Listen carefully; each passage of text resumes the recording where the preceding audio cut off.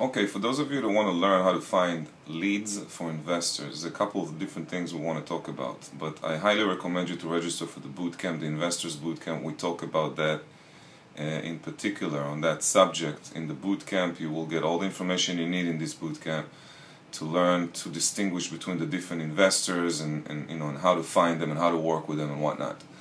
But just for the sake of the video, I want you to know that a lot of investors are looking. There are different associations for investors, and they have meetings. They have ongoing meetings all the time. Okay, I know in New Jersey, for an example, there is 3 to 4 different associations for investors, and they do networking events like once a month.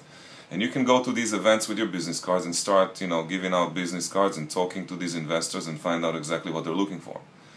What I don't like about working with investors, and I've been doing this for 15 years, is that they're not loyal. Okay, they will, if they think that they can get a deal by cutting you off, they'll do it any day. In other words, I'll give an example. If you're showing an investor a property and they believe that if they contact the listing agent directly, they'll get a better deal, they will do that without even thinking about it, without blinking of an eye. So you really need to build relationships with these people of trust. And number one, you need to trust them. Number two, they need to trust you. Okay, but the first things first, you got to trust them, so you got to ask a lot of questions, and in order for you to do that, you got to come to the bootcamp and I'll guide you through it. Okay, now, if you wish to find investors and you want to start working right now with investors, you can do it obviously on Craigslist, like we explained in the how to find buyers and how to find renters video.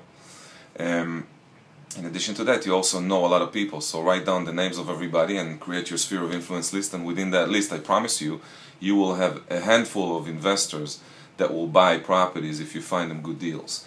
The best way to go about finding investors is actually to find the deals first.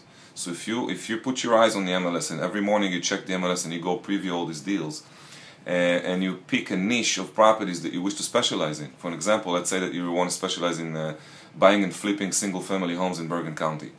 Okay, so you got to look at the single-family homes on a daily basis. You need to learn the prices. And when you see a property that's listed below market, obviously you're going to go preview it.